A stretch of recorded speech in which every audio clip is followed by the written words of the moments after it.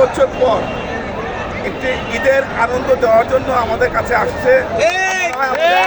আরেকটা নতুন ঈদ আমরা পাচ্ছি ইনশাল্লাহ।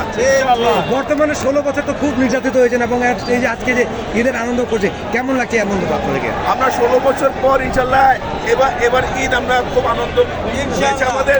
আমরা সবাইকে নিয়ে ঈদ করেছি, গরিব ধনী এবং দলীয় সকল অঙ্গ সংগঠন, সকল দলের সদস্য এবং সকল কর্মীদেরকে নিয়ে এবং আমাদের নেতা কর্মী এবং আমাদের ঢাকা 6 আসনের সংসদ সদস্য জনাব ইসরাক হোসেন এবং আমাদের ঢাকা 7 আসনের এমপি আমাদের হামিদুর রহমান হামিদ সাহেব, তাদেরকে নিয়ে এবং আমরা আমাদের সবাইকে নিয়ে তারা ঈদ করেছেন ইনশাল্লাহ। খুব আনন্দ করে আমরা ঈদ করেছি।